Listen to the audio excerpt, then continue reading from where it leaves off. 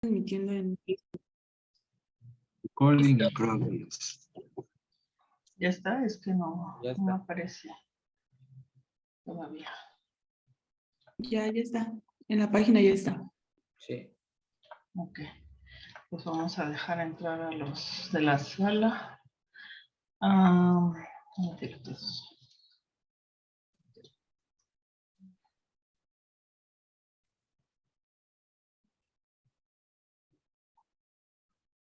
Sí, creo que ya. Perfecto.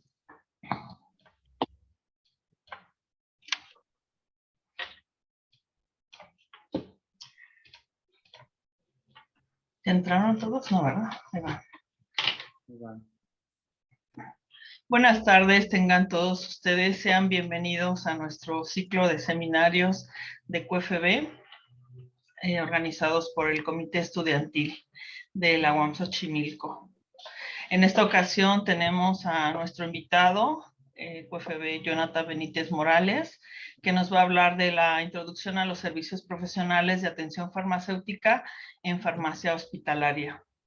Les recuerdo a nuestros asistentes y participantes que les vamos a compartir la liga para el registro para la obtención de la constancia en el transcurso de esta conferencia, para que estén atentos tanto vía Zoom como vía Facebook, por favor. Entonces le doy la palabra a Agustín para que nos presente a nuestro ponente, por favor. Agustín, si estás listo. Ok, muchas gracias, doctora. Bueno, buenas tardes, como dijo la doctora. Hoy le damos seguimiento al ciclo de conferencias sabatinas que organiza el Comité Estudiantil de QFB. Y hoy tenemos el honor de tener como ponente al químico farmacobiólogo Jonathan Benítez, egresado de nuestra Universidad Autónoma Metropolitana, Unidad Xochimilco, en la licenciatura de Química Farmacéutica Biológica, y un diplomado internacional de especialista en farmacia clínica de la Universidad Nacional de la Amazonia Peruana, actualmente siendo auxiliar de responsable sanitario en el Instituto Nacional de Enfermedades Respiratorias, y asimismo laboró en el Hospital Coyoacán HMG como auxiliar de farmacovigilancia. Ha sido participante de muchos cursos en talla nacional e internacional, y agradecemos su presencia el día de hoy, químico. Les recuerdo, ya lo dijo la doctora, pero igual les recuerdo sus preguntas y dudas la pueden colocar en el chat, tanto de Facebook Live como de Zoom, y serán resueltas al final de la conferencia. Y ahora le damos la palabra al químico Jonathan, por favor. ¿Qué tal? Buenas tardes, ¿cómo están? Bueno, ya me presentaron, yo soy el químico Jonathan, soy egresado de la UAM Xochimilco. Pues me especialicé en la parte de la farmacia clínica y farmacoterapia. Actualmente trabajo en el Instituto Nacional de Enfermedades Respiratorias. Tengo el nombramiento como auxiliar de responsable sanitario, sin embargo, también tengo las funciones de químico farmacéutico, ¿vale? Entonces vamos a hablar un poquito, bueno, no sé si ya estén listos, ya podemos empezar. Ok, perfecto. Por cuestiones de conectividad y toda esta parte del internet que manejo y todo esto, voy a detener tantito mi cámara. Entonces, cualquier duda la ponen en el chat y posteriormente, terminando la conferencia, pues podemos solucionar estas dudas y preguntas, ¿vale? Entonces, vamos a hablar de los servicios profesionales de atención farmacéutica en farmacia hospitalaria, ¿ok? Quiero aclararles que este va a ser un tema un poquito general, porque todos estos servicios profesionales son muy extensos, son muy profundos y pues necesitamos como de más tiempo, ¿no? Por ahí hay un cursito que vamos a hacer también con una colega mía, donde pues se va a detallar un poquito a profundidad esta parte de los servicios y lo que pueden hacer los QFBs en esta área de trabajo, ¿no? Más allá de la industria farmacéutica, más allá de la dispensación en una farmacia comunitaria, de un responsable sanitario. Esta es una parte que podemos retomar y que está tomando mucho auge ahorita en estos tiempos. ¿Ok? Durante el contexto internacional de la farmacia hospitalaria, debemos de tomar en cuenta que en la antigüedad, o bien los boticarios, su objetivo era preparar, elaborar y dispensar los medicamentos que iban a requerir los pacientes, ¿ok? Así como informar sobre su correcto uso y administración. Yo lo hago y le comento para qué tipo de enfermedad es y cómo es que se lo va a administrar. Sin embargo, cuando llega la industrialización, la situación de los medicamentos va a dar un giro. ¿Por qué? porque la mayor parte de estos ya van a ser elaborados por la industria farmacéutica. Es decir, van a tener indicaciones más específicas, van a tener a lo mejor algunos mayor potencia por el tipo de medicamento, por los principios activos que van a utilizar. Por lo mismo van a tener más riesgo de presentar reacciones adversas a medicamentos, las interacciones y necesitan una mayor vigilancia y control de los mismos. ¿Ok? No sé por qué no me deja pasar. Ok. Dentro del desarrollo de la profesionalización farmacéutica, debemos de tomar en cuenta que al inicio el foco principal era el medicamento, ¿ok? El medicamento era nuestro foco principal y el farmacéutico solo se le iba a conocer como un productor o un elaborador del medicamento, ¿vale? Posteriormente, pasando los años, va a llegar un cambio en donde el foco principal va a ser la atención al paciente. Una vez teniendo en cuenta que el paciente es nuestra principal preocupación y donde tenemos que tener una mejor calidad de vida para él, el farmacéutico va a poder llegar a ser un profesional de la salud. ¿Ok? Recordemos que aquí en México no fue sino hasta el 2019, si no mal recuerdo, en donde, bueno, al farmacéutico se le incluyó dentro de la Ley General de Salud. ¿Vale? Tomamos en cuenta que aquí hay un punto en el que quiero que estén un poquito presente, donde la farmacia hospitalaria ve al farmacéutico como algo más administrativo, ¿vale? Porque ahorita vamos a ver la diferencia entre farmacia hospitalaria, lo que puede ser una farmacia clínica y los servicios de atención farmacéutica. Entonces, quédense con este puntito ahorita, ¿va?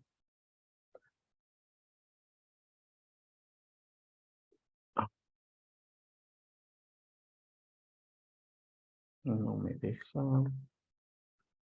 Ok. Como se los viene mencionando, en 1870 lo que importaba era la formulación del medicamento, ¿vale? Posteriormente, dentro del auge del farmacéutico, se van a abrir dos vertientes, lo que es la farmacia de hospital y la farmacia de comunidad, ¿ok? En la farmacia de comunidad, rápidamente, en 1952 se dice que se debe de hacer una dispensación del medicamento, es decir, el químico farmacéutico de la farmacia es el único encargado de entregar ese medicamento al paciente. Sin embargo, pasando los años, desarrollando ya los temas de la farmacia clínica y tomando en cuenta que la farmacia comunitaria puede enfocarse a esos servicios de atención farmacéutica, nos va a dar que una dispensación puede ser más allá, es decir, puedo dar una información a mi paciente sobre las características del medicamento. ¿Ok? Si nos centramos en la farmacia de hospital, nos dice que en 1952 se va a dar un apoyo a la distribución de medicamentos dentro del hospital. Es decir, el farmacéutico va a apoyar esta actividad. Sin embargo, con el pasar de los años, con la evolución de los medicamentos y con la evolución de las situaciones en cuanto a los errores que han presentado los medicamentos o las situaciones en los pacientes, se va a desarrollar el término de farmacia clínica. ¿Ok? ¿Saben qué es la farmacia clínica? ¿Alguno lo ha escuchado?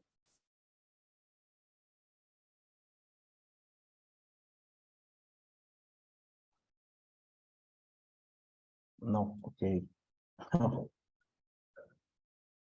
La farmacia clínica va a ser un servicio que va a tener la responsabilidad y el compromiso ético del farmacéutico sobre la farmacoterapia de mi paciente. ¿Ok? Es decir, la farmacia clínica va a apoyar tanto a la distribución de medicamentos del hospital y se van a hacer cargo de los resultados que den esos medicamentos en mi paciente. ¿Ok? Pasando los años, hasta 1990, se introduce el término de pharmaceutical care o atención farmacéutica, y bueno, en 2010 es donde empieza a tomar nuevamente este sentido de la atención farmacéutica a nivel nacional y mundial, ¿vale? En la parte de la farmacia comunitaria, nos vamos a enfocar principalmente a ofrecer servicios a los pacientes para una adherencia terapéutica correcta. Es decir, en la farmacia comunitaria, el paciente se va a hacer responsable de su medicación, mientras que en una farmacia hospitalaria o en una farmacia clínica, los responsables sobre el término o el tratamiento farmacológico vamos a ser los farmacéuticos y todo el equipo de salud.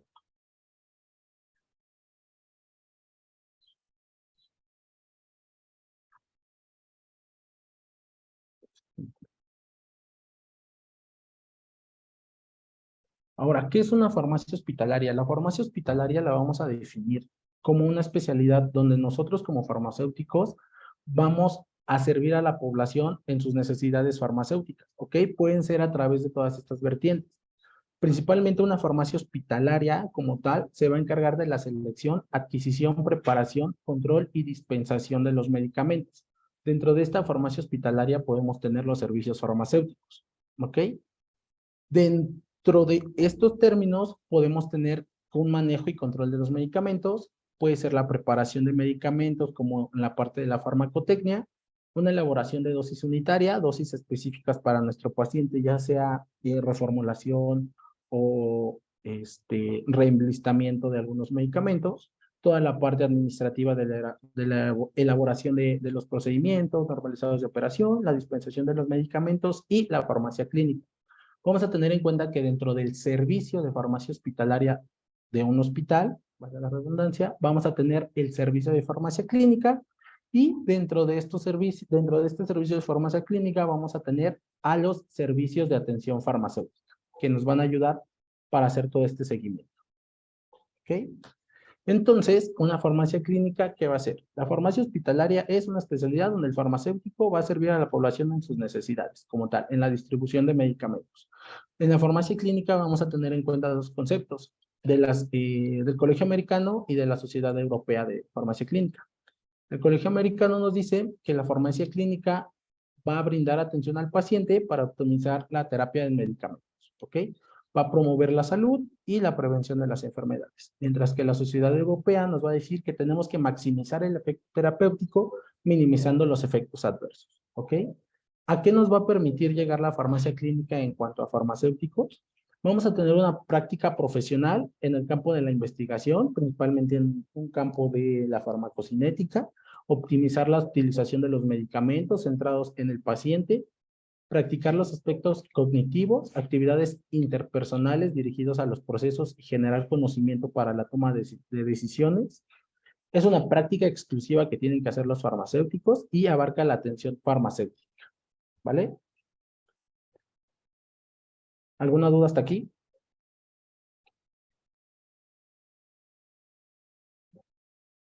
No, doctor, gracias.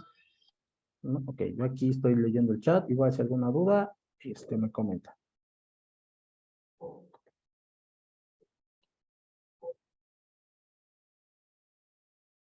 Bien, podemos definir entonces que la farmacia clínica, nuestro objetivo va a ser mejorar los resultados de salud por intervenciones farmacéuticas.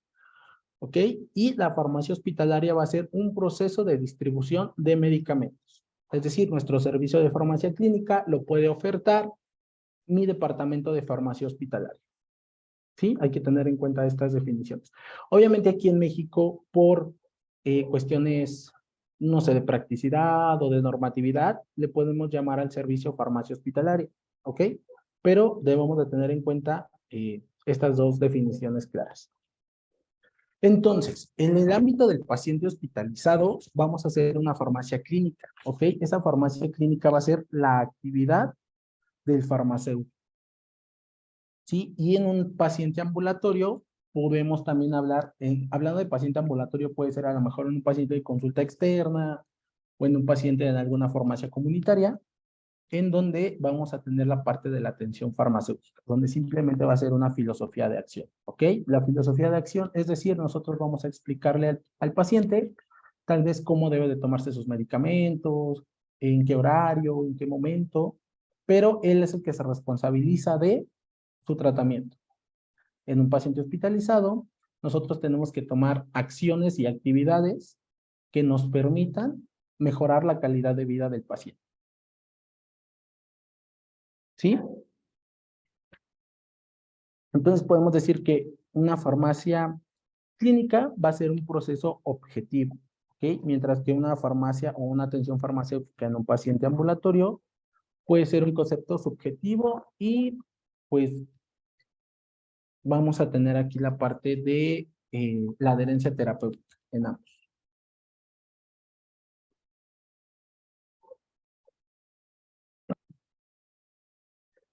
Mientras fueron evolucionando todos estos procesos, nuestro mejor escenario, nuestro escenario ideal va a ser aquel en donde nuestro proceso sea bueno, donde nuestro resultado de la salud en el paciente sea positivo y donde no vamos a tener ninguna intervención, ¿ok?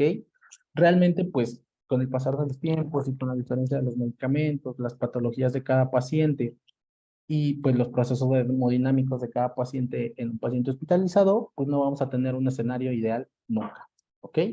Entonces, los escenarios a los que nosotros nos enfrentamos van a ser dos, un escenario proactivo y un escenario reactivo, ¿vale?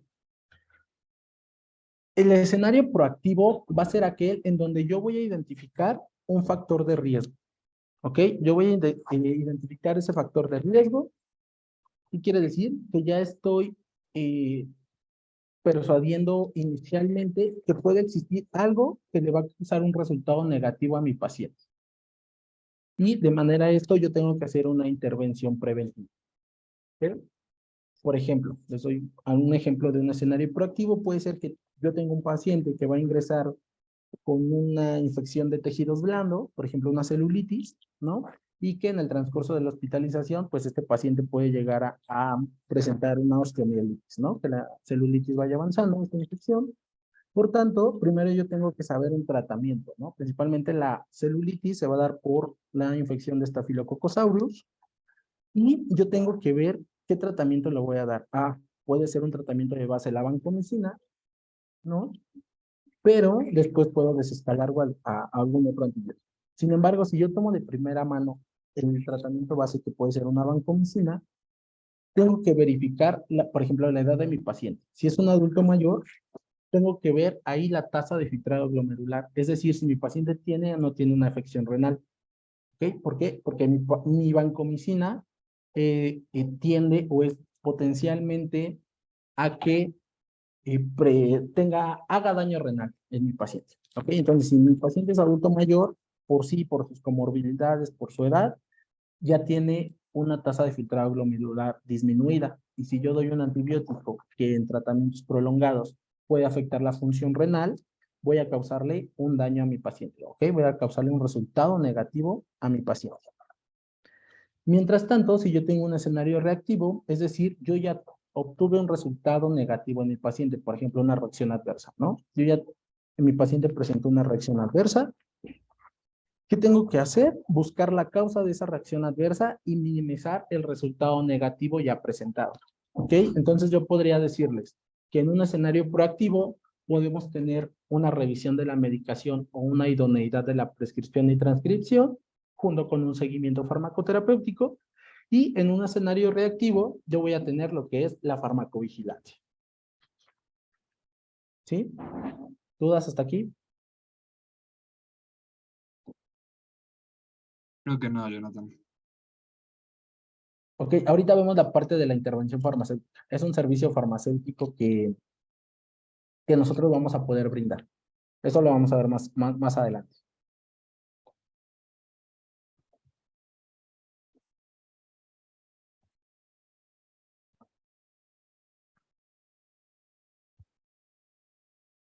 Entonces, dentro de nuestros servicios profesionales farmacéuticos podemos tener la farmacia clínica y la atención farmacéutica, los servicios de atención farmacéutica. Como ya se les había comentado, la idoneidad y el seguimiento farmacoterapéutico lo podemos ver como un servicio proactivo y la farmacovigilancia como un servicio reactivo. ¿Estos servicios a qué nos van a ayudar o a qué nos vamos a enfocar nosotros los farmacéuticos clínicos? A entender y a aumentar la calidad en la atención farmacéutica. Es decir, nosotros vamos a poder tener decisiones terapéuticas para tener o mejorar una terapia para que sea eficaz y segura. ¿Ok? ¿Por qué debe de ser una terapia eficaz y segura? Porque yo puedo tener pacientes en donde yo le prescribo AINES, ¿ok? Antiinflamatorios no esteroideos como ketorolaco, ketoprofeno y todo eso. ¿Ok? Los AINES me van a tender a elevar valores de BUN y de creatinina, ¿ok? Y estos valores elevados me pueden llevar a un daño renal agudo. Los diuréticos de ASA, por ejemplo, como la furosemida, que se puede utilizar en afecciones cardíacas o en pacientes que no tienen un gasto urinario adecuado para hacerlos orinar, En un exceso o en un tiempo prolongado me pueden causar una deshidratación. Al momento de que me causen una deshidratación, me puede llevar a un daño renal agudo, incluso me pueden llegar a una necrosis y voy a causarle un daño más a mi paciente. ¿Ok? Por otro lado, los IECAS también me pueden ocasionar hipercalemia y por tanto los niveles elevados de potasio me pueden llevar a unas taquicardias en mi paciente. ¿Ok? Los antidepresivos, principalmente los inhibidores de la recaptación de serotonina, me pueden llevar a un síndrome de secreción inadecuada de la hormona antidiurética o me pueden modificar el volumen extracelular, me pueden causar una hiponatremia y por lo tanto me pueden causar un síndrome confusional agudo, lo que nosotros conocemos como delirio en nuestro paciente. ¿Ok? Entonces, para esto nosotros debemos de tener estas capacidades para identificar y tener un servicio proactivo. ¿Ok? Digo, estos son ejemplos como muy comunes o muy básicos con lo que debemos de tener presente en nuestros pacientes. Ahora, ¿qué es la atención farmacéutica? La atención farmacéutica va a ser un comportamiento que nosotros vamos a asumir frente a las necesidades que va a tener nuestra farmacoterapia y nuestro uso racional de medicamentos para tener un efecto para tener unos aspectos de efectividad y seguridad muy marcados en la farmacoterapia de mi paciente, ¿ok? Nosotros tenemos que hacer, más adelante te lo vamos a ver, un estudio NES, necesidad, efectividad y seguridad, en donde en la revisión de la medicación tenemos que evaluar ciertos puntos para poder hacer alguna intervención, ¿ok? Entonces, una atención farmacéutica se va a encargar de la optimización de los tratamientos farmacológicos y el uso racional de estos medicamentos, como con un medicamento adecuado, con una dosis adecuada, un tiempo adecuado y al menor tiempo posible.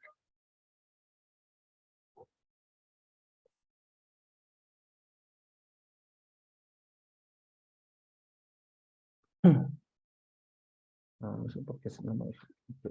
Entonces, dentro de los servicios profesionales de farmacia clínica, vamos a tener los servicios de atención farmacéutica propios y los servicios relacionados con la salud comunitaria o de farmacia comunitaria. ¿Ok?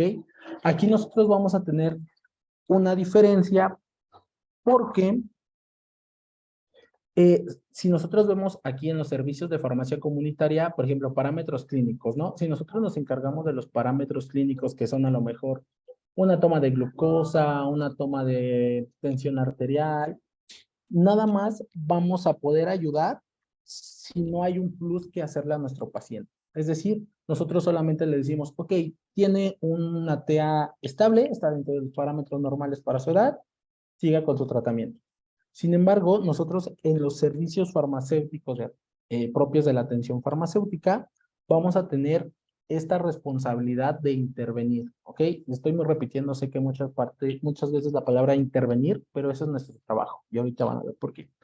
Los podemos dividir en dos grupos, los orientados al proceso de uso de medicamentos y los orientados a evaluar y mejorar los resultados de los medicamentos, ¿ok?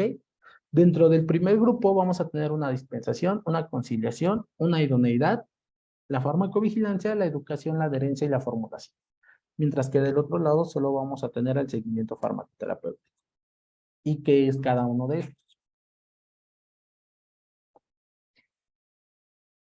¿Okay? Para hacer cada uno de estos, mientras van a aumentar los recursos, más van a aumentar nuestras competencias, ¿vale? No va a ser lo mismo que yo pueda hacer a lo mejor un servicio farmacéutico básico, un intermedio o un avanzado, ¿ok?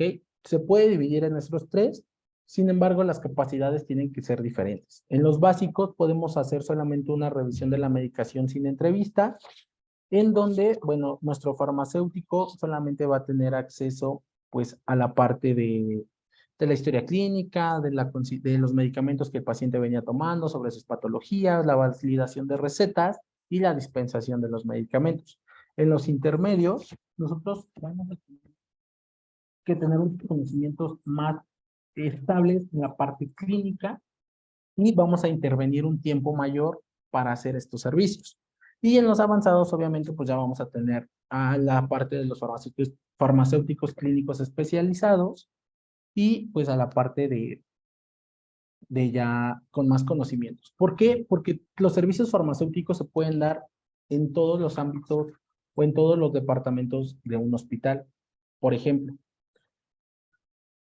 en el hospital, en el primer hospital que yo laboré, es un hospital privado y yo era el único farmacéutico para todo el hospital, ¿no? En el turno nocturno. Entonces nosotros veíamos desde pacientes neonatos, cuneros, hasta pacientes pues geriátricos, terapia intensiva, unidad de cuidados coronarios, terapia intermedia. Entonces, mientras más vas avanzando en los servicios que tú puedes ofrecer, mayor son las capacidades y los conocimientos que tú debes tener. ¿Ok?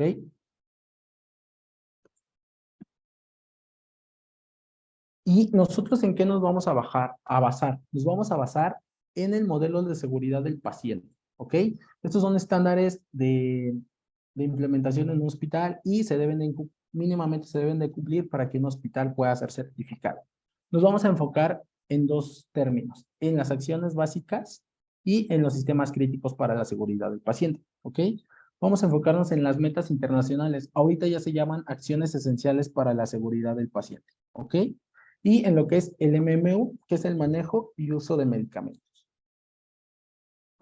¿Qué vamos a ver dentro de estos o qué debemos de conocer? El almacenamiento de los medicamentos, la prescripción y transcripción de los medicamentos, distribución, dispensación, preparación, administración y control de los medicamentos. ¿Ok?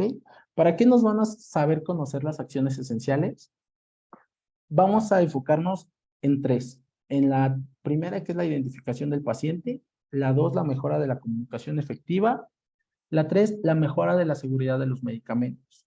La acción esencial del paciente número 3, para nosotros va a ser nuestro pan de cada día, ¿ok?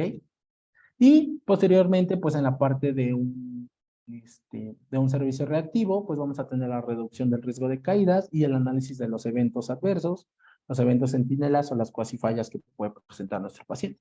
¿Ok? La acción esencial número 1 no es más que la identificación de nuestro paciente. ¿Ok? Lo vamos a identificar por dos, por nombre completo y por fecha de nacimiento.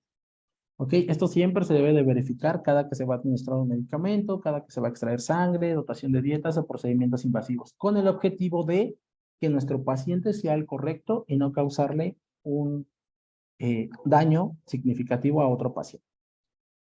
La 2, que es la mejora de la comunicación efectiva, no, se basa principalmente en 4 términos, que es escuchar, escribir, leer y confirmar. ¿Ok? Escucho atentamente la indicación que están dando, escribo simultáneamente la orden o el resultado, leo esa indicación que yo estoy escribiendo y voy a confirmar que lo que el médico o que lo que la enfermera dijo sea correcto. ¿Ok? En este punto nosotros lo único que podemos hacer para esta acción esencial es, por ejemplo, en un pase de visita, que un médico le diga, ok, se va a suspender, no sé, el antihipertensivo, porque nuestro paciente ha mantenido TEAs estables, ¿no? Entonces yo lo único que tengo que revisar, escuché que se iba a suspender el antihipertensivo. Enfermería tiene que escribir esa indicación, ¿ok? Yo lo único que puedo hacer ahí en esta acción esencial es valorar que lo que yo escuché que dijo el médico, tengo que valorar que lo que la enfermera suspendió el medicamento y de ser así, pues tengo que confirmarlo, ¿ok? Dentro de la mejora de la seguridad de los medicamentos, este punto es evitar errores de medicación, asegurando la ubicación, etiquetado, almacenamiento y administración de los medicamentos. ¿Ok? Esta acción esencial nos va a decir que principalmente nos vamos a enfocar en 3, en los medicamentos de alto riesgo, en los medicamentos LASA y en los electrolitos concentrados. ¿Ok? ¿Cómo podemos hacer esto? Hay varias, cada instituto o cada institución, cada hospital va a tener su sistema de identificación de estos medicamentos, ¿ok? Por ejemplo, hay algunos institutos en donde utilizan un membrete color rojo para los medicamentos de alto riesgo, un membrete color verde para los medicamentos de electrolitos concentrados y un membrete naranja para los medicamentos LASA, ¿ok? Los medicamentos alto riesgo van a ser aquellos como los citotóxicos, las insulinas, anticoagulantes o aminas o los medios de contraste. Los medicamentos LASA son los medicamentos de nombre parecido, ¿ok? Por ejemplo, muchas veces se pueden confundir en acetilcisteína y ácido acetilsalicílico, ¿no?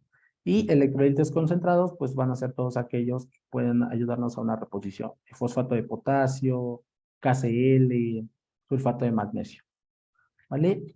Esta acción esencial va a ser una barrera de seguridad en donde nosotros vamos a identificar esa alerta visual, vamos a identificar que la enfermera al administrar el medicamento haga una doble verificación, se haga una validación y que el registro sea el correcto, ¿ok? Para eso nosotros debemos de saber como enfermería los días correctos en la parte de preparación y en la parte de administración, ¿va?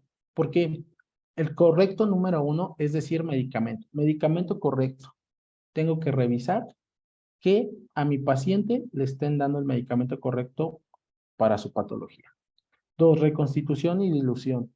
Tenemos que ver que el volumen en el que se está reconstituyendo sea el adecuado. ¿Por qué? Porque tenemos medicamentos que son muy irritantes. Por tanto, si lo pongo en menos volumen y en un tiempo de infusión muy elevado, digo, en un tiempo de infusión menor, voy a poder causarle un daño a mi paciente a nivel de, pues de que se le irrite la vena, de que colapse la vía, ¿no? Entonces tengo que ver esta parte. La indicación y dosis, pues es muy importante ver qué dosis la voy a administrar a mi paciente, porque va a haber medicamentos en los que se deben de ajustar a función renal, medicamentos en los que depende, por ejemplo, antibióticos como el trimethoprim sulfamethoxazol, depende de para qué lo vas a utilizar, para qué microorganismo lo vas a utilizar, es el rango de dosis que nosotros vamos a calcular por el peso de mi paciente, ¿no? La vía de administración, hay medicamentos que no se pueden pasar por vía intravenosa, que solamente pueden ser a lo mejor por vía subcutánea, por vía oral, o va a haber medicamentos que por sí en la ficha técnica te va a decir que se deben de administrar IV, pero en las recomendaciones fuera de marbete o off-label, como se le conoce, nos van a decir que se pueden administrar por otras vías, ¿ok? Entonces eso también nosotros lo debemos de ver. La hora de administración, debemos de tener un cuidado en esto. ¿Por qué? Porque, por ejemplo, en los antibióticos, ¿no? Hay antibióticos que son fármaco, tiempo dependientes y dosis dependientes. Es decir, si a los fármacos que son tiempo dependientes los administro en un horario incorrecto o me paso o disminuyo el intervalo, puede haber ahí un cierto cambio en las concentraciones plasmáticas, ¿ok? En la parte de la administración, tenemos que estar centrado en el paciente, que nuestro paciente sea el correcto, otra vez, ¿no? Esta parte de informar al paciente, por lo regular, es de enfermería. Enfermería tiene que notificarle qué medicamento se le va a administrar y para qué es ese medicamento. La velocidad de administración, eso sí lo debemos de conocer nosotros. ¿Por qué? Porque hay medicamentos que son estables para cierto tiempo. ¿Ok? Por ejemplo, un isavuconazol es estable diluido 6 horas, ¿no? Entonces, si mi velocidad de infusión, el médico me la está indicando que pase para 24 horas, voy a perder estabilidad del medicamento. Entonces, dentro de la velocidad de administración, también debemos de tener en cuenta la duración de nuestro fármaco diluido, nuestro fármaco reconstituido. Por ejemplo, una albúmina, al no tener conservadores, no se puede usar más allá de 4 horas, ¿ok? Entonces, si yo veo que mi médico, la velocidad de administración me da, según los cálculos, para 12 horas, ahí lo que tengo que hacer es recomendar que cada 4 horas se cambie mi frasco de albúmina al fin de completar toda la infusión. Y pues todo debe de tener un registro y debe de tener un seguimiento de las administraciones. ¿Ok? ¿Hasta aquí alguna duda? Creo que no, Jonathan. Igual las dudas las dejamos hasta el final para la sección de preguntas y Ok. respuestas, ¿te parece? Perfecto.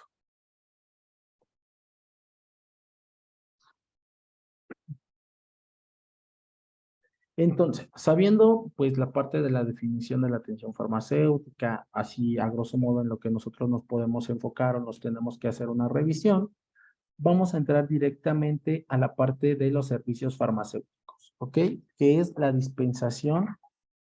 El primero es la dispensación de medicamentos. ¿Qué nos va a decir esta dispensación de medicamentos? Se va a encargar de garantizar tras una evaluación individual, que nuestros pacientes reciban los medicamentos de forma adecuada a sus necesidades, ¿ok?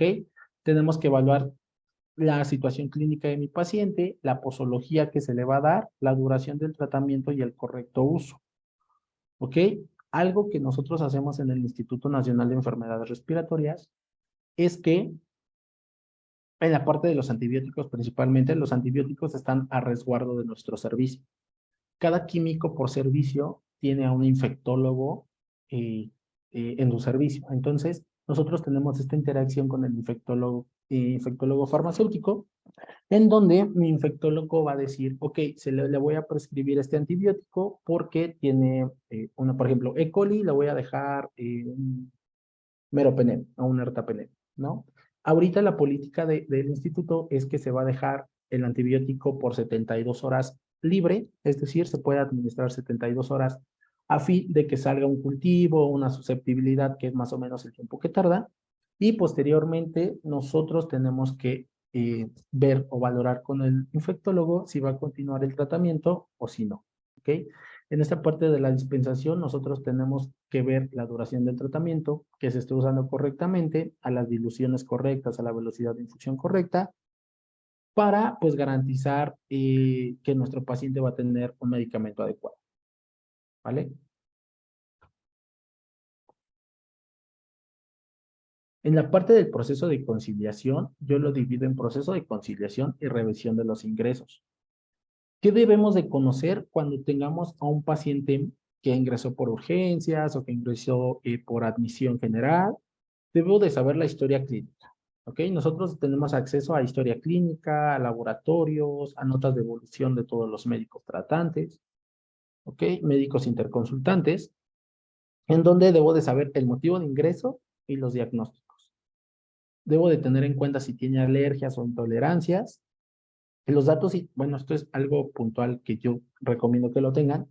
Los datos iniciales de función renal, hepática, BH y la dieta que el paciente está tomando. ¿Por qué? Porque durante su transcurso, dependiendo de la enfermedad o de las comorbilidades que tenga o de los diferentes situaciones hemodinámicas que se va a presentar en su hospitalización, estos parámetros son los primeros que se van a modificar. Función renal, función hepática, BH y la dieta. ¿Ok? Los datos de medicamentos de uso crónico, esta es la parte de la conciliación y tengo que hacer una entrevista. Ojo aquí, depende del instituto, depende del hospital, es si el farmacéutico hace la entrevista para el proceso de conciliación o si lo hace el médico o si lo hace enfermería. ¿Ok? ¿Qué es un proceso de conciliación? Este es un proceso simplemente de una comparación. Es decir, voy a interrogar a mi paciente o a mi familiar para que me dé la lista de los medicamentos que mi paciente viene tomando en su casa, afuera, antes de ingresar al instituto. ¿Ok? ¿Esto quién lo puede hacer? Obviamente, alguien que no sea quien vaya a prescribir las indicaciones en la institución o en el hospital en el que esté mi paciente. ¿Qué nos va a decir esta conciliación? Va a constar de 3 momentos. Se obtiene un listado de medicamentos. Este listado se va a incluir dentro de nuestro expediente clínico y se va a realizar la comparación de la medicación actual con la previa. Es decir, con las primeras indicaciones que se den en nuestro servicio del hospital, se va a comparar con lo que nosotros interrogamos al familiar o al paciente o al cuidador. ¿Vale? Se va a hacer en 4 momentos. Al ingreso, al cambio de área o de servicio, al cambio de cada médico tratante y al egreso, ¿ok? Dentro de la conciliación debemos de tener en cuenta que nosotros vamos a buscar que no haya discrepancias, ¿ok? Que sea una no discrepancia o una discrepancia justificada. ¿A qué me refiero con discrepancia? Una discrepancia puede ser cualquier diferencia entre la medicación que mi paciente tomaba anteriormente con la medicación que se está dando en el hospital. ¿Ok? Esa es una discrepancia. Por ejemplo, al ingreso, yo tengo y entrevisto a mi paciente y me dice que viene tomando enalapril, que viene tomando metformina para su diabetes, que está tomando tamsulosina porque tiene hiperplasia prostática benigna, ¿no? Entonces, yo tengo enalapril. Estos 3, pues, son medicamentos que no puedo interrumpir abruptamente. ¿Por qué? Porque uno me está controlando la presión arterial, el otro me está controlando los niveles de glucosa y bueno, el otro me puede ayudar a que mi paciente tenga un gasto urinario adecuado, ¿no? Entonces, si yo veo que en las primeras indicaciones que el médico hizo en el servicio de urgencias, por ejemplo, no hay ninguno de esos tres, ¿no? Si no hay ninguno de esos tres, yo tengo que ir con el médico a preguntarle, oiga, doc, el paciente venía tomando estos medicamentos, ¿se van a continuar o no se van a continuar? Si me dice, sí se van a continuar, el médico los tiene que anotar en las indicaciones, ¿ok? Si me dice, no, no se van a continuar, el médico tiene que anotar el por qué no se van a continuar. Puede ser que me diga, el enalapril no se va a continuar porque el paciente presenta tensiones arteriales estables, se valorará su evolución y posteriormente se dará continuidad o no al antihipertensivo, ¿no? Entonces, eso es lo que nosotros tenemos que comparar, lo que mi paciente venía tomando con los medicamentos que mi médico me está indicando al ingreso de mi paciente. ¿Ok? ¿Hay un tiempo para hacer esto? Sí, se dice que hay un tiempo mínimo entre 30 y 35 minutos en el que puedo yo hacer una conciliación al ingreso y depende de los medicamentos que mi paciente venga tomando, son como la temporalidad en que yo puedo hacer esta entrevista de ingreso de conciliación. ¿Ok? Al cambio de área es, por ejemplo, que mi paciente ya está en urgencias y va a subir a piso. En piso se hacen unas nuevas indicaciones del servicio. Entonces tengo que comparar mis indicaciones de urgencias con las primeras indicaciones del servicio en el que yo esté. Lo mismo, si hay algún medicamento que no esté, tengo que corroborar del por qué ya no está indicado y se debe de dejar documentado también esta parte. Al cambio de médico tratante, esto es muy común, por ejemplo, en los pacientes que son con muchas comorbilidades, en donde lamentablemente algunos médicos solo se enfocan en lo que ellos saben, ¿no? Por ejemplo, el cardiólogo se enfoca en las enfermedades cardíacas, el neuro en neuro, sin embargo, hay, por ejemplo, neumólogos, cardioneumólogos, ¿no? Y toda esta parte. Entonces, él bien puede enfocarse en la parte cardíaca y en la parte pulmonar, pero muchas veces solo se enfocan, por ejemplo, en la parte pulmonar y lo cardíaco se lo dejan al cardio. Entonces, en esta parte también debe de haber una conciliación de las indicaciones que va a dejar cada uno. ¿Sí? Y bueno, al egreso, pues no es más que darle estrategias a mi paciente con las indicaciones o con las recetas que el médico va a prescribir para que mi paciente continúe su tratamiento en casa, ¿ok? Puede ser que vaya a continuar, por ejemplo, con enalapril, con metformina y con mi tamsulosina, o puede ser que a lo mejor le cambie un enalapril por un amlodipino, o le cambie la metformina y le diga ya es momento de empezar a utilizar insulina. Entonces yo tengo que darle a mi paciente este conocimiento y estas características de cada medicamento con el que se va a ir para saber, para decirle cómo lo debe de tomar, en qué horario, si con alimentos, sin alimentos, ¿vale? Entonces, esta es la parte de la conciliación al egreso.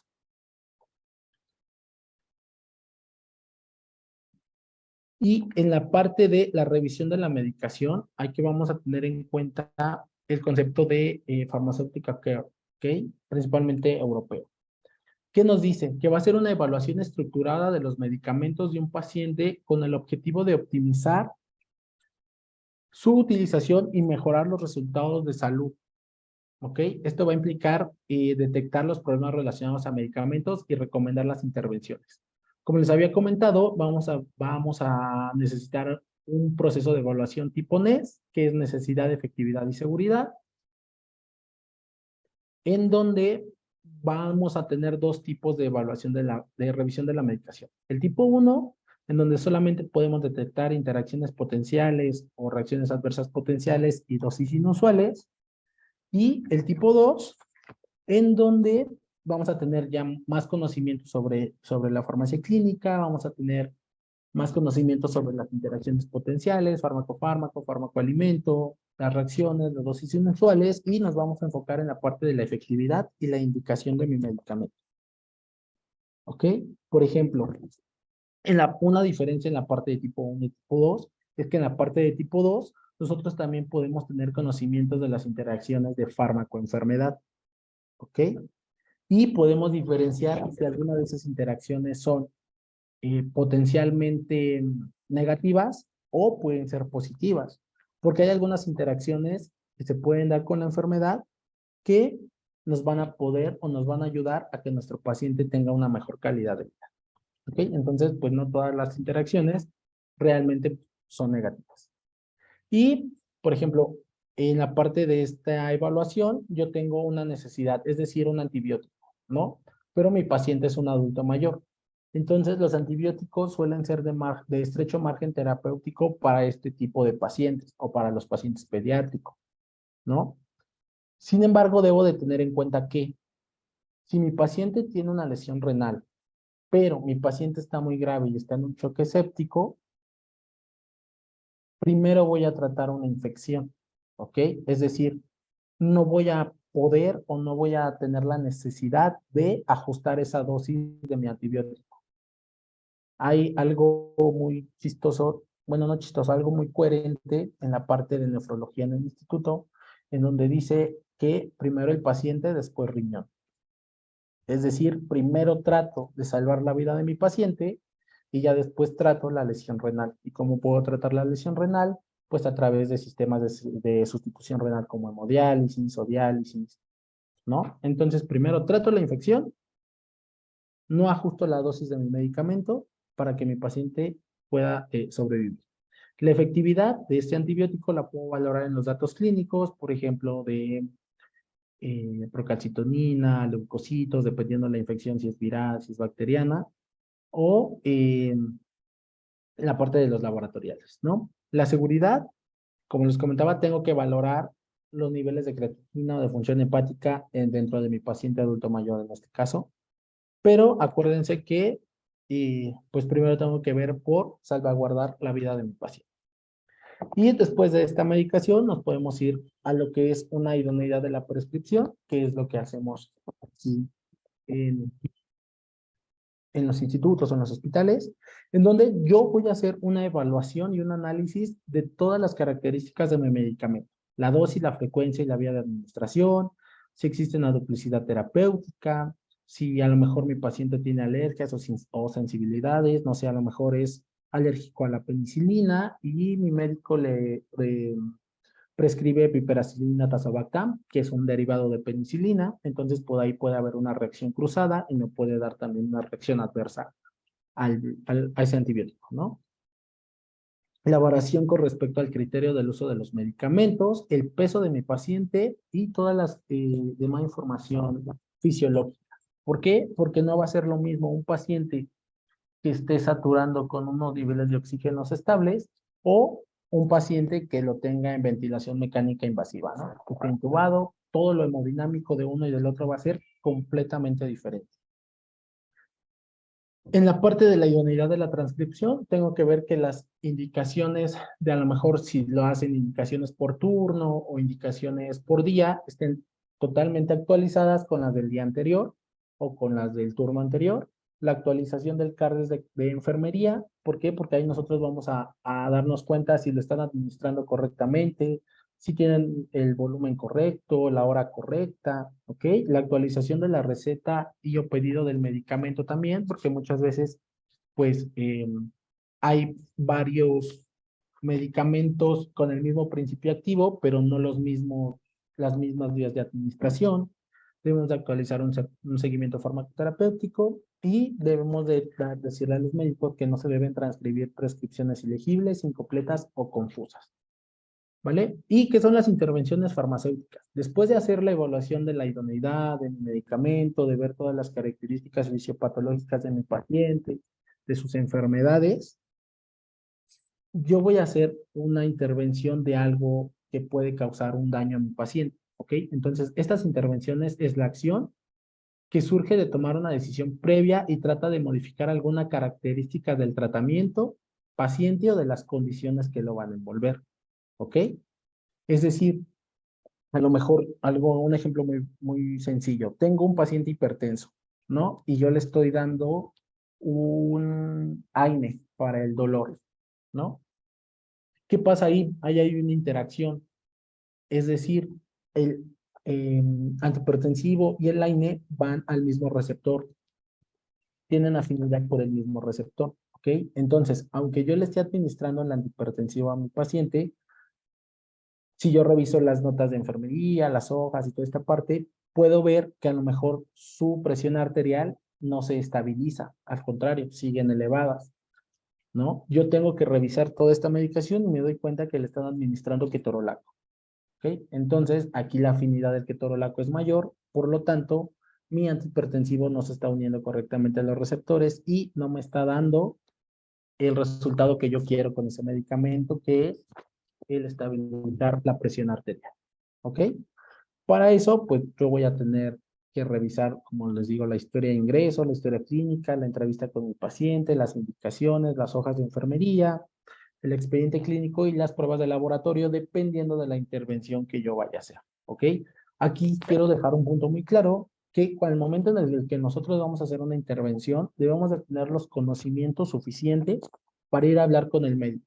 El médico de guardia, el médico especialista, el médico tratante. ¿Por qué? Porque puede ser que el médico nos cuestione, ok, a ver, explícame por qué. Y si yo solo le digo que es porque lo leí, créanme que eso va a perder credibilidad en nosotros y en todo el servicio, ¿ok? Entonces, siempre que vayan a hacer una intervención, lean mucho, busquen mucha información, textos actualizados.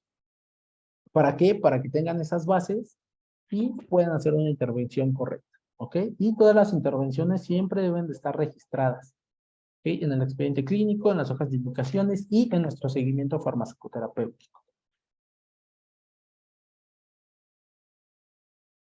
¿Qué es un seguimiento? Va a ser una metodología de atención sistemática estandarizada donde vamos a buscar mejorar los resultados clínicos de acuerdo a nuestro tratamiento farmacológico, ¿ok? Vamos a contribuir a una racionalización del uso de los medicamentos, vamos a maximizar la efectividad de los tratamientos, minimizando unos riesgos asociados a la seguridad del tratamiento para mejorar la calidad de vida de nuestros pacientes. Entonces, ¿yo qué voy a extraer en un seguimiento farmacoterapéutico? Problemas relacionados a la medicación, problemas negativos a la medicación o problemas relacionados a la hospitalización. ¿Para qué? Para devolver soluciones y prevenciones, ¿ok? Esta parte, pues, la entrevista que tenemos que hacer debe de ser centrada en el paciente, debemos demostrar interés, debemos de ser capaces de tomar decisiones, no juzgar a nuestro paciente, no juzgar a lo que nos va a decir nuestro médico o nuestra enfermera, identificar el lenguaje verbal y no verbal de nuestro paciente principalmente, hacer una entrevista relevante y no hacer preguntas cerradas como de ¿se toma el medicamento? ¿Sí o no? No, podemos decir, por ejemplo, ¿cómo se toma el medicamento? Y la no desacreditación de todo lo que nos diga nuestro paciente o lo que nos digan pues nuestros profesionales. Voy a adelantar un poquito porque tenemos poquito tiempo. Entonces, nos dicen que hay un método DADER para seguimiento farmacoterapéutico. Ojo aquí, el método DADER se creó para las farmacias comunitarias en pacientes ambulatorios, ¿ok?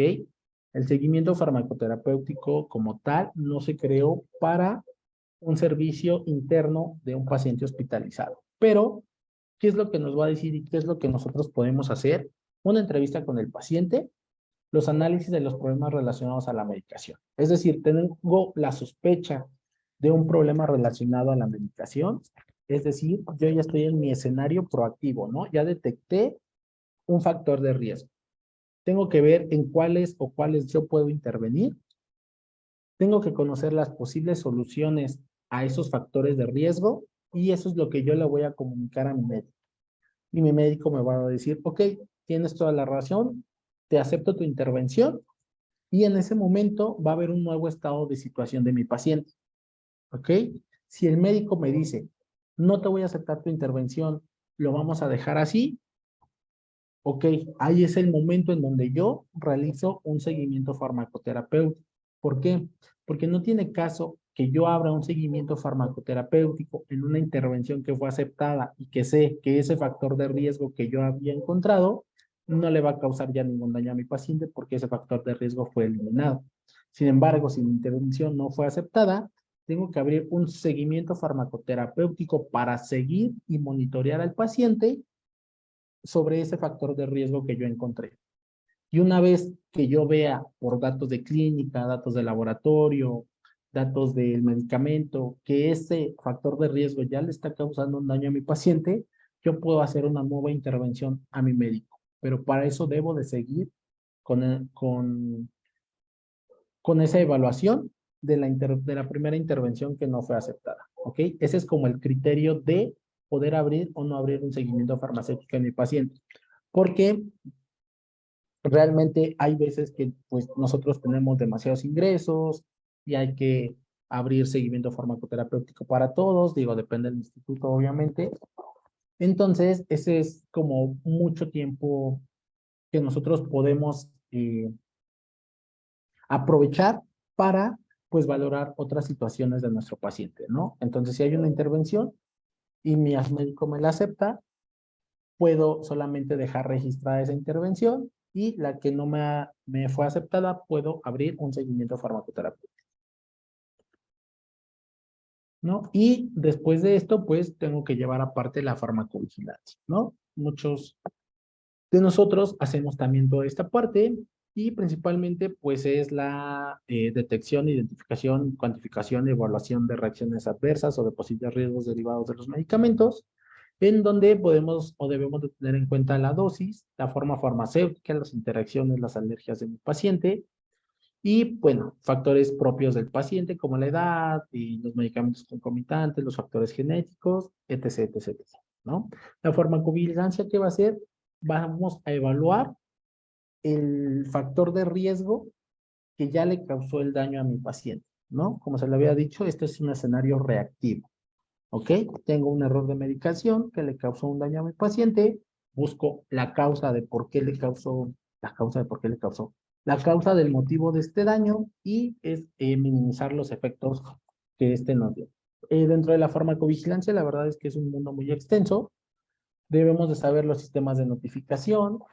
Dependiendo de cada institución, pues puede ser que tenga un centro institucional de farmacovigilancia, un centro estatal de farmacovigilancia, conocer el formato de notificación de COFEPRIS, en donde pues nosotros podemos redactar ahí nuestra RAM.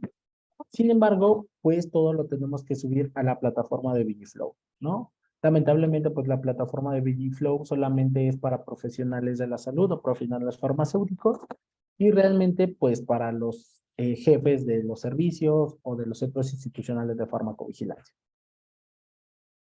¿Va? Una educación sanitaria la podemos hacer como información objetiva que yo le voy a dar a mi paciente. Por ejemplo, puedo hacer una educación sanitaria al egreso, en donde voy a comentarle a mi médico, a mi paciente, cómo va a manipular, va a conservar o va a administrarse sus medicamentos en casa. ¿Ok? Voy a darle una pauta para identificar cada medicamento. Por ejemplo, a lo mejor me dice, es que tengo dudas en los horarios o el paciente no sabe leer.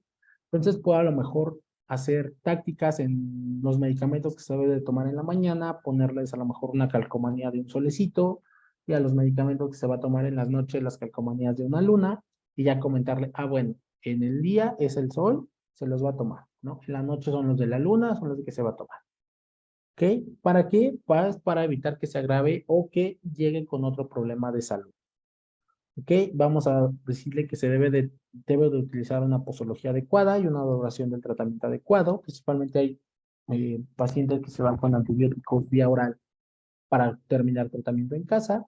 Informar sobre las posibles reacciones adversas, ¿no? Por ejemplo, ahí entra la parte de la cronofarmacología, porque alguna atorvastatina está notificado que puede causar a lo mejor rigidez a nivel muscular. Por lo tanto, pues podemos decirle que se lo tome en las noches, ¿no? ¿Para qué? Para que mientras esté durmiendo, pues esta reacción esperada no interceda o no intervenga en las actividades que va a tener el paciente en el día a día. Y pues evitar las interacciones. ¿Ok? Y es muy importante también identificar a quién le vamos a dar una educación farmacéutica, porque hay veces, otra vez, muchos pacientes, a lo mejor soy el único en el hospital y se van 8 pacientes, ¿no? De alta. Y a los 8 pacientes tengo que armarles un plan de egreso tengo que decirles cómo se lo deben de tomar, tengo que buscar estrategias, pero pues a lo mejor hay algunos en los que se van con menos de 2 medicamentos, en los que pues no es necesario hacerle un plan de alta, ¿no? En cuanto a su terapia farmacéutica. Por lo tanto, debo de identificar que mi paciente tenga más de 2 medicamentos, que mi paciente tenga a administrar esos medicamentos por más de 3 días, instrucciones específicas de administración, ¿no? Por ejemplo, las insulinas, hay veces que los pacientes se van con catéteres epidurales, catéteres subcutáneos, en donde les van a estar administrando buprenorfina, a lo mejor para los pacientes que ya tienen cáncer en etapa terminal, en toda esta parte, medicamentos que tengan un estrecho margen terapéutico, que tengan enfermedades crónicas y que sean muy vulnerables, como por ejemplo pediátricos o adultos mayores, ¿no? Y debo de diseñar una sesión, depende de la patología de mi paciente, las medidas de prevención o control que yo voy a darle a mi paciente, la razón de la indicación del medicamento y el objetivo del tratamiento que él se va a tomar.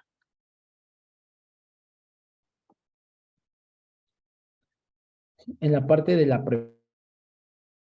preparación, algunos institutos, algunos hospitales tienen esta parte de la preparación y dosificación en un entorno seguro, en donde pues puede ser una reformulación del medicamento, ¿no? Nosotros, por ejemplo, en el instituto hay veces en el que se tiene que reformular furosemida para pacientes pediátricos o hay momentos en los que se tiene que hacer alguna crema, entonces ahí es donde nosotros hacemos esta parte de la preparación. Siempre debe de tener el nombre del medicamento y el nombre al paciente al que se le va a dar, la dosis, la concentración y la vía y la fecha de caducidad y de preparación. ¿Ok? El almacenamiento, debemos de estar conscientes en el resguardo de los medicamentos sobre las condiciones de estabilidad. Por ejemplo, ¿no? Una metilprednisolona que es estable 48 horas, la puedo utilizar como frasco multidosis, ¿no? Una insulina de acción rápida que también se puede utilizar como frasco multidosis a lo mejor para varios pacientes o para un solo paciente, pero en un determinado periodo, tengo que saber cuánto tiempo es estable, ¿no? Y obviamente, bueno, la protección contra robo principalmente es para los medicamentos fentanilo, morfina y todos los del grupo de los opiáceos. Y deben estar etiquetados y deben de tener una revisión continua de las áreas, ¿no? Debemos de saber también el almacenamiento dentro de nuestro servicio hospitalario. Se le conocen como cajoneras o pichoneras, en donde van a estar todos los medicamentos de cada paciente, ¿no? Membretados por cama, por nombre del paciente, y tengo que yo, farmacéutico, verificar que ninguno de esos medicamentos de ahí esté contraindicado en esas condiciones de estabilidad. Muchas veces a lo mejor un medicamento refrigerado lo pueden dejar afuera, no lo pueden meter a refrigeración, o nos pueden decir, no, sí, es que lo acabo de sacar, ¿no? O sea, realmente no tienes la certeza de pues cuánto tiempo estuvo fuera de refrigeración y obviamente pues su estabilidad no va a ser la misma al momento de su acción. Y bueno, la adherencia terapéutica, en este caso la adherencia terapéutica nosotros la podemos encontrar dentro de nuestra educación al paciente. ¿Por qué? Porque debemos de saber si nuestra falta de adherencia fue intencionada o no intencionada, ¿no? Esto también lo conocemos desde el ingreso. Hay pacientes que ingresan con diagnósticos de hipertensión, con diagnósticos de diabetes, pero pues están muy descontroladas. ¿Por qué? Porque no siguen los tratamientos que se les dejó su médico comunitario o el médico de primer contacto, ¿no? Entonces tenemos que saber nosotros si esa adherencia fue intencionada o no. Y fue intencionada, a lo mejor tiene una falta de conocimiento sobre su enfermedad, o una creencia, o que diga, no me tomo el medicamento porque me siento bien, ¿no? Y si no fue intencionada, tenemos que valorar a lo mejor si tiene dificultades para seguir el tratamiento, si se le olvidó tomar su medicamento, o si desconoce un poco lo que es su enfermedad, ¿vale? Y bueno, el egreso, como lo mismo, es colaborar y establecer el tratamiento del paciente, explicar las modificaciones, informar la administración de las especialidades farmacéuticas, informar las interacciones a mi paciente y elaborar un gráfico horario de su tratamiento integral. ¿Ok? Este es un proceso, se los puse así como en puntitos, de lo que se puede hacer día a día es identificar a mi paciente, que sea mi paciente correcto, verificar que no tenga alergias, conciliar sus medicamentos, ver que todos los medicamentos sean correctos, que los medicamentos, si tienen medicamentos alto riesgo, LASA o electrolitos concentrados, estén específicamente membretados y etiquetados. Si hay medicamentos PRN o medicamentos multidosis, tenemos que checar la estabilidad de los multidosis y en los medicamentos por razón necesaria, pues tenemos que verificar que al menos no se pase de la dosis tope o de la dosis máxima al día de cada medicamento, ¿no? El modo de uso del medicamento, las interacciones potenciales, una duplicidad terapéutica, una dosis correcta, la preparación de cómo enfermería diluye los medicamentos, la estabilidad del tiempo de duración de los medicamentos. La vía de administración es muy importante porque muchas veces en un paciente hospitalizado voy a tener a lo mejor una vía periférica, pero pues no todos los medicamentos se pueden pasar por vía periférica dependiendo de la osmolaridad o dependiendo de la concentración. Y a lo mejor voy a tener catéter, ¿no? Un catéter central, pero un catéter, por ejemplo, trilumen, ¿no? Que tiene un lumen medial, distal y proximal, en donde dependiendo de cada uno es si voy a poder pasar fármacos o voy a tomar muestras sanguíneas, ¿no? Si un paciente tiene, por ejemplo, una nutrición parenteral, ningún medicamento puede administrarse por ese lumen, ¿no? Entonces, si yo tengo un medicamento como la digoxina que puede interaccionar con otros medicamentos, pues tengo que ver qué vía de administración eh, puedo optar o puedo recomendar al médico o qué medicamento puedo pausar para que se pase ese medicamento que nos puede causar alguna interacción, ¿no? Entonces, en la parte de la vía de administración debo de conocer inclusive de catéteres, de líneas, catéteres centrales, toda esta parte que pues creemos o pensamos que solo enfermería tiene la capacidad o tiene la obligación de conocer, ¿no? Nosotros también, porque hay veces que ellas mismas nos preguntan por qué catéter lo puedo pasar, ¿no? ¿En qué concentración? ¿En cuánto volumen lo voy a diluir? Si tiene restricción de líquido, mi paciente, ¿cuál es el volumen mínimo a lo que lo puedo llevar? ¿No? Y si solo tiene vía periférica, ¿cuánto tiempo máximo para que no le cause una irritación en la vena y no se disfuncione su vía? Porque a lo mejor mi paciente es de difícil acceso o difícil punción. ¿Ok? La periodicidad, es decir, pues cada medicamento cuánto tiempo puede tener. Hay medicamentos que pues pueden causar un daño con una administración prolongada, la velocidad de infusión y el almacenamiento. ¿Va? Esto, bueno, es como lo que hacemos día a día en nuestros pacientes. La verdad es que esto es muy general, es como para que den una idea de lo que ustedes pueden hacer dentro de la parte de la farmacia hospitalaria, de la atención farmacéutica, y pues que vean que todo esto es otra rama a la que se pueden, a la que se pueden dedicar. Y la verdad es que es muy padre, es muy bonita, cuesta mucho al inicio porque tienes que estudiar, bueno, al menos a nosotros, no sé si todos los de ahí sean de la UAM o no, pero bueno, en cuanto a mi experiencia de la universidad y en esta área, pues a nosotros no nos enseñaron como la parte de esto, ¿no? Nosotros nos tocó aprender por fuera, estudiando, viendo, preguntando, conociendo y pues nada. Espero les haya entrado a lo mejor un poquito de interés sobre esta parte, que quieran dedicarse a esto y pues no sé, ¿qué piensan ustedes? A ver, quiero escuchar sus dudas, sus preguntas. Ya nos pasamos un poquito del horario y eso que traté de resumirlo lo más que pude. Está bien, Jonathan, muchas gracias. Fue muy interesante. Primero, bueno, agradecerte mucho por estar hoy y bueno, vamos a continuar con la sección de preguntas y respuestas.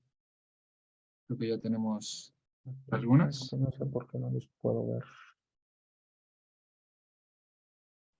A ver, aquí tengo una, Jonathan. En dado caso de que el médico no dé una prescripción correcta y nosotros nos percatemos de ello, ¿en qué momento se lo debemos comentar al médico? ¿Durante la consulta o al finalizar? Ok, aquí hay varias situaciones. Si yo me doy cuenta que mi prescripción no es correcta, uno, puedo ir en ese momento en el que yo me doy cuenta con el médico y decirle, doc, esta prescripción no está completa, a lo mejor le falta la dosis o la dosis es inadecuada, le falta la vía y el médico ahí me lo puede cambiar. Es muy importante que yo lo diga en el momento en el que yo me doy cuenta, en el que yo detecto este factor de riesgo, ¿ok? No me voy a esperar, a lo mejor si lo detecto a las 8 de la mañana, pero ese día mi pase de visita va a iniciar a las 9:30, puede ser que la hora de administración de mi medicamento sea a las 8:30 de la mañana, ¿no? Entonces, en el momento en el que yo detecte ese factor de riesgo, yo tengo que ir con mi médico a hacer esa intervención.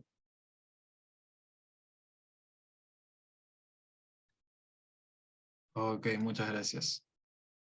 A ver, aquí tenemos otra pregunta que viene con un contexto.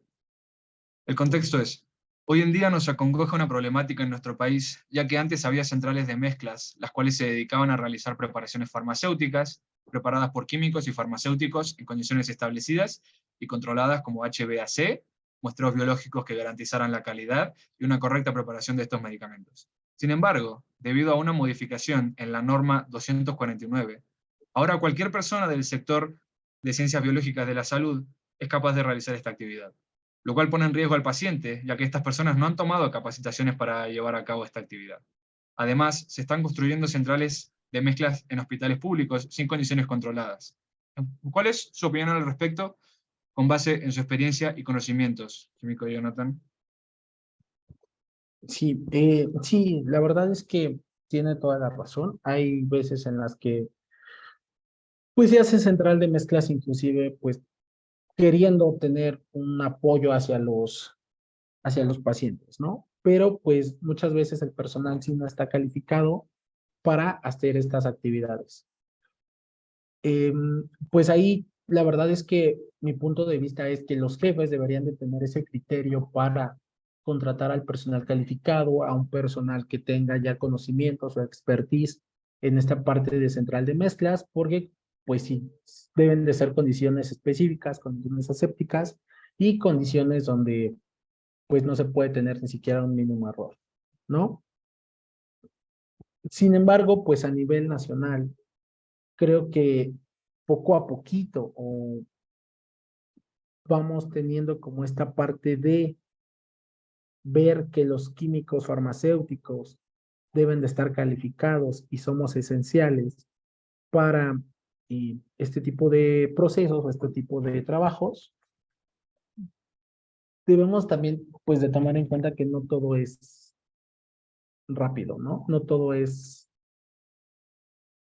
al momento y no todo va a conllevar a la parte de nosotros o de nuestro sistema, ¿no? También es la parte de la dirección, de la parte de la dirección operativa, de la dirección del hospital, de la dirección del instituto, en donde pues ellos van a tomar esas decisiones. Pero sí, o sea, estoy totalmente de acuerdo en donde los profesionales deben de ser estrictamente calificados para los procesos o los recursos en los que se deben de tener en las centrales de mezclas.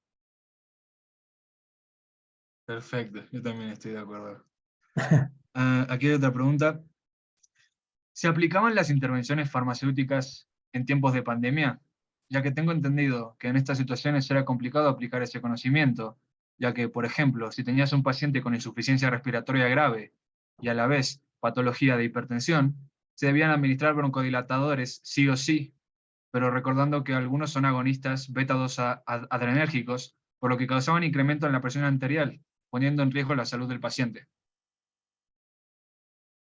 Sí, exacto. Eso es a lo que quería o cuando les comentaba que debo de evaluar la situación clínica de mi paciente, ¿ok? No puedo hacer una intervención solo porque lo leí, ¿no? Por ejemplo, los broncodilatadores que me pueden dar una elevación de la TA o me pueden causar taquicardias, este, No puedo solamente llegar a decirle al médico, oiga, este broncodilatador me está afectando mi frecuencia cardíaca, me está elevando mi tensión arterial, yo creo que hay que suspenderlo. No, porque en realidad este medicamento va a ser necesario. Ahí es otra parte en la que debemos de identificar en nuestra evaluación tipo NES, porque va a haber medicamentos que van a ser necesarios e innecesarios. Los innecesarios van a ser aquellos que me puedan ayudar a sustituir o a mejorar mi calidad de vida o una función biológica. En este caso, pues los broncodilatadores me van a ayudar a, bueno, tener una mejor respuesta respiratoria de mi paciente, ¿no? Y no tener en cuenta esta parte de que me pueden llegar a ocasionar una frecuencia cardíaca elevada, una taquicardia, una tensión arterial elevada. Lo único que tengo que hacer yo como farmacéutico ahí es monitorear esta parte de la tensión arterial.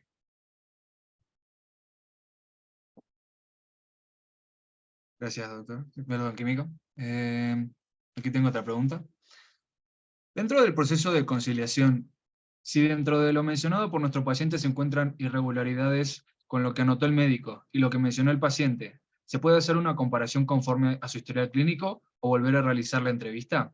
¿Y se puede no hacer a los primeros 30 minutos de su ingreso? Los 30 o 35 minutos se refieren a que yo como farmacéutico debo de tener mínimo ese tiempo disponible para hacer la entrevista al paciente, al familiar o al cuidador, ¿vale? La conciliación está establecido de que se puede hacer en las primeras 24 horas del ingreso de mi paciente, ¿ok? Pero si yo tengo medicamentos que son depende del riesgo asociado de mis medicamentos. Por ejemplo, si yo tengo AINES, antiarrítmicos, antibióticos,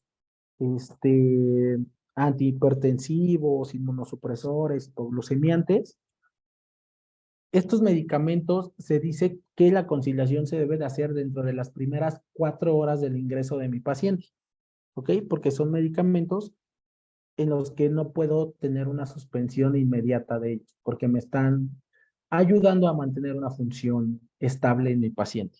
¿Ok? Y la parte de que si hay discrepancias o hay errores dentro de la entrevista, sí. De hecho, podemos corroborar con la historia clínica, con la historia, la nota de ingreso, con el personal de enfermería. Muchas veces ellos hacen la historia de conciliación y con el médico, ¿no? O nosotros mismos podemos ir con el paciente y preguntarle qué medicamentos toma. Lo que yo hacía, o bueno, en el instituto privado, nosotros teníamos la ventaja de que al momento del ingreso nosotros podíamos hacer la primera entrevista farmacéutica al paciente. En ese momento nosotros preguntábamos los medicamentos que estaba tomando, los anotábamos y después lo que yo hacía es ir con la hoja de enfermería que de la historia de conciliación que ellas hicieron, comparar, ¿no? Si hay alguna discrepancia ahí, yo iba directamente con el paciente y le decía que pues estaba, eh, se me fue la palabra, que él había referido a mis compañeras de enfermería que también tomaba tal medicamento o a tal dosis. Y ya el paciente me decía, oh, sí, cierto, se me olvidó comentarle eso, ¿no? O comentarle al médico y el médico ya en su pase también, él le pregunta qué enfermedades tiene, qué medicamentos toma, y ya entre nosotros tres ya podríamos ver estas discrepancias y tener una historia de conciliación más adecuada de mi paciente.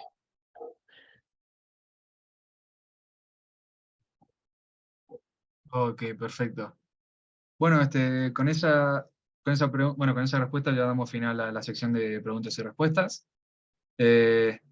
Agradecemos al especialista Jonathan Benítez por aceptar la invitación a este ciclo de conferencias sabatinas, así como a nuestra asesora, la doctora Karina Sánchez, y a la audiencia en general. También recordándoles que nuestra próxima conferencia va a ser el día sábado 4 de marzo. El preregistro lo van a encontrar en las redes sociales oficiales del Comité de QFB de la UAM Xochimilco, las cuales se han estado compartiendo a través del chat. Y nuevamente gracias y espero que tengan todos una excelente tarde. Y ahora les cedemos la palabra Muchas gracias a ustedes por la a invitación. ustedes, por favor. Antes que nada, les acabo de dejar mi correo por el chat. Cualquier duda que tengan, cualquier pregunta, se lo escribí mal, perdón. Pues en el correo ¿Es sin para que no te problema. lleguen o qué? Sí, No, sí, sí me llegan, sus alumnos ya me han estado mandando correos. No, pero los de así, Plan así Manual. como lo escribiste mal. Ya, Sí, ahí está, listo. Cualquier duda que tengan, cualquier pregunta, o sea, de verdad, este es un mundo, o sea, es un mundo muy bonito, es estar al lado de la cama del paciente, es tener intervenciones y comunicación con todos los profesionales de la salud, médicos, enfermeras, camilleros, de nutrición, de inhaloterapia. O sea, aprendes demasiadas cosas y ellos aprenden demasiadas cosas de ti si te enfocas de lleno a esta parte de la farmacia hospitalaria, la atención farmacéutica. Inscríbanse al curso que viene porque va a estar más detallado. exactamente. Vamos a hacerle promoción. Sí. A ver, ¿me dejas compartir? No, Ándale, porfía. pues no sé qué tengo que hacer. Ya, a ver, yo lo Ya, detengo. Pues listo. para invitarlos, quienes nos están siguiendo aquí en Zoom, en las redes sociales, estos son los temas que vamos a abordar en los 10 seminarios que vamos a tener. El siguiente es Educar por la Paz. Vamos a tener al doctor Jean-Louis Vignat, que nos va a hablar de este interesante tema. Él es príncipe de Bantú, de Camerún, y nos va a hablar de este tema. Así que no se lo pierdan, por favor, porque va a estar muy interesante. A ver, no quiere esto hacerse grande. Ahí está.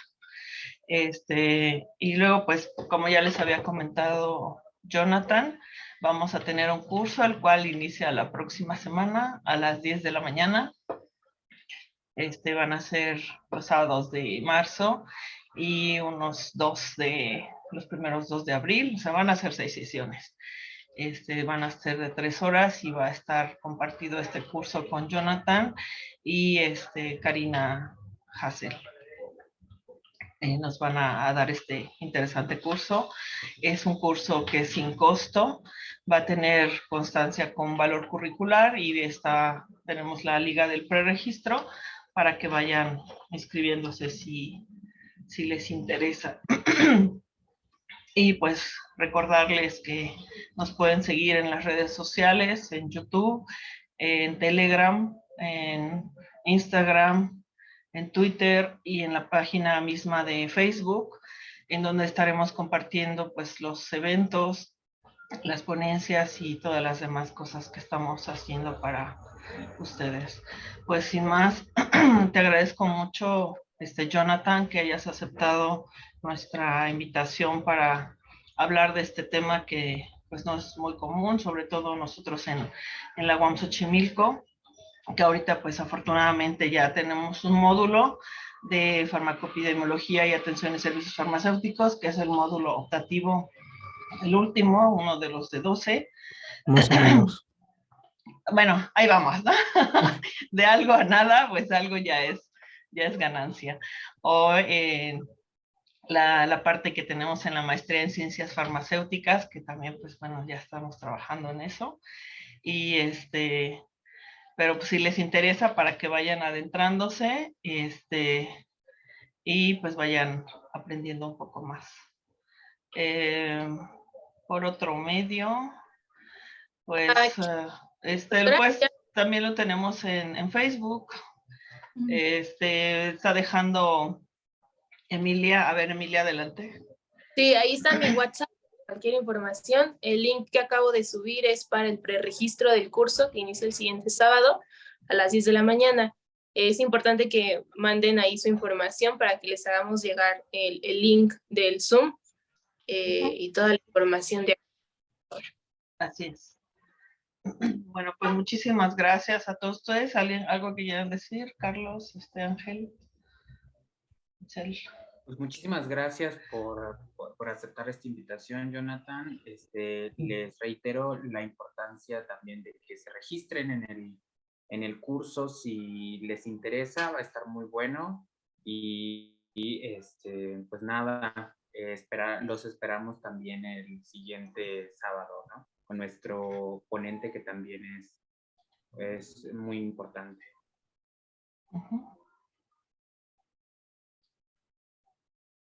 Bueno, pues nada más recordarles que las constancias se darán al final de todo el ciclo, para que no estén esperando que van a hacer al final de la sesión, no, van a ser al final de todo el ciclo, se les enviarán por correo y va a ser de manera institucional. La institución se los va a enviar directamente, entonces también a ti te lo vamos a enviar, Jonathan, por tu constancia, por correo. Ok, Bueno, pues muchísimas gracias a todos. Ya es un poquito tarde, que tengan buen provecho y que la pasen muy bien. Nos vemos el próximo sábado. Hasta luego. gracias, hasta luego. Hasta luego. Gracias. Hasta luego, buen fin de semana.